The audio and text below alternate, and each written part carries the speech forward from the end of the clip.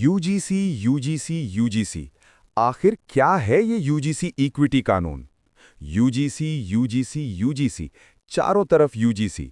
आखिर ये यूजीसी है क्या? क्यों इसका इतना विरोध हो रहा है? क्यों पूरे देश में प्रोटेस्ट हो रहे हैं? कोई इस यूजीसी इक्विटी कानून को लागू करने के लिए आंदोलन कर रहा है तो कोई इसे हटाने के लिए प्रदर्शन कर रहा है। पूरे भारत में इस समय यूजीसी इक्विटी कानून ट्रेंड कर रहा है और मेरे प्यारे भाई बहन भी परेशान थे कि सर बताइए ना, आखिर मामला क्या है। तो आज हम कुछ और पढ़ने वाले नहीं हैं, बल्कि पूरे देश में ट्रेंड कर रहे यूजीसी इक्विटी कानून को बहुत आसान भाषा में समझने वाले हैं। आज हम जानेंगे यूजीसी इक्विटी कानून क्या है, इसे क्यों बनाया गया, लोग इसका विरोध क्यों कर रहे हैं, लोग इसका समर्थन क्यों कर रहे हैं और इसके पीछे राजनीतिक कारण क्या हैं। वीडियो को अंत तक देखिएगा, मैं भरोसा दिलाता हूं कि आपके सारे डाउट क्लियर हो जाएंगे और कोई भी जानकारी अधूरी नहीं रहेगी। सबसे पहले समझते हैं यूजीसी क्या है। यूजीसी का पूरा नाम है यूनिवर्सिटी ग्रांट्स कमीशन, विश्वविद्यालय अनुदान आयोग। यूजीसी एक ऐसा आयोग है जो विश्वविद्यालयों को मान्यता देता है और उन्हें आर्थिक सहायता ग्रांट भी प्रदान करता है। यानी अगर कोई विश्वविद्यालय यूजीसी से मान्यता प्राप्त है तो वहां की डिग्रियां पूरे देश में मान्य होती हैं। यूजीसी इक्विटी कानून क्या है? हाल ही में यूजीसी ने एक नया नियम बनाया जिसे यूजीसी इक्विटी रेगुलेशंस कहा जा रहा है। इसी नियम के कारण इतना बड़ा विवाद खड़ा हो गया है। इस कानून का मुख्य उद्देश्य है उच्च शिक्षा संस्थानों में जाति के आधार पर होने वाले भेदभाव को पूरी तरह खत्म करना। ये कानून क्यों लाया गया?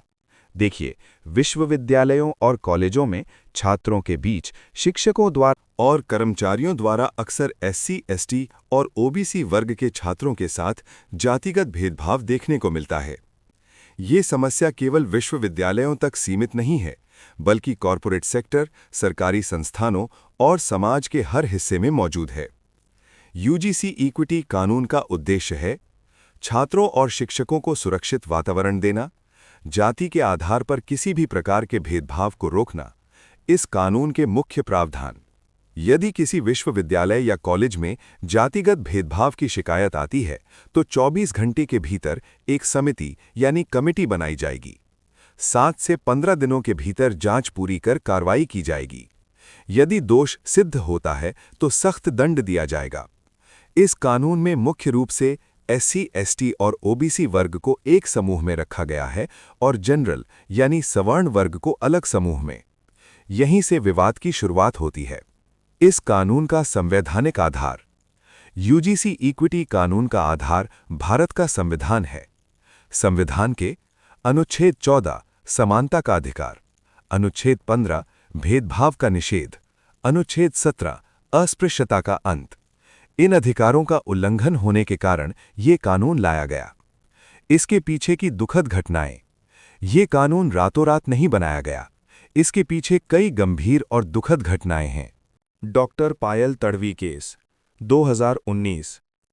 मुंबई के एक मेडिकल कॉलेज में पढ़ने वाली डॉक्टर पायल तड़वी को सीनियर डॉक्टरों द्वारा जातिगत प्रताड़ना दी गई। लगातार मानसिक उत्पीड़न के कारण उन्होंने आत्महत्या कर ली। Rohit Vemula case 2016।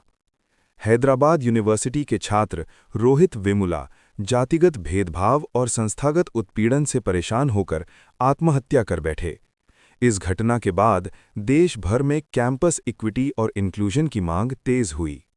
Anil Meena case AIIMS जैसे प्रतिष्ठित संस्थान में पढ़ने वाले आदिवासी छात्र अनिल मीना जातिगत भेदभाव और भाषाई बाधाओं के कारण आत्महत्या करने को मजबूर हुए।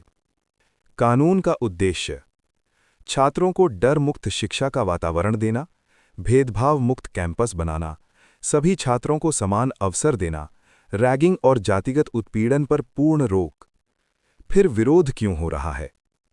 अब सबसे बड़ा सवाल, अगर ये कानून इतना अच्छा है तो इसका विरोध क्यों? एक तरफा कानून होने का आरोप।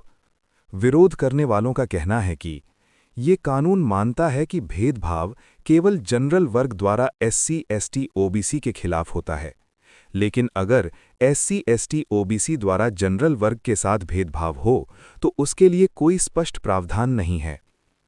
दुरुपयोग की आशंका। लोगों को डर है कि जैसे SC/ST एक्ट के दुरुपयोग के आरोप लगे, वैसे ही इस कानून का भी गलत इस्तेमाल हो सकता है। किसी व्यक्तिगत दुश्मनी के कारण किसी होनहार छात्र का भविष्य बर्बाद हो सकता है। 3. कैंपस में गुटबंदी। इस कानून से छात्रों में विभाजन बढ़ सकता है, कैंपस में गुटबंदी हो सकती है, दोस्त दोस्त के खिलाफ खड़े हो सकते हैं। 4. भेदभाव की परिभाषा अस्पष्ट। इसमें यह स्पष्ट नहीं किया गया है कि भेदभाव की सीमा क्या है। अगर किसी को सिर्फ महसूस हो जाए कि उसके साथ भेदभाव हुआ है, तो भी शिकायत की जा सकती है। ये बात लोगों को परेशान कर रही है। सरकार की व्यवस्थाएं। हर कॉलेज में anti discrimination committee, anti discrimination officer, 24/7 online शिकायत पोर्टल, जागरूकता अभियान, सजा का प्रावधान।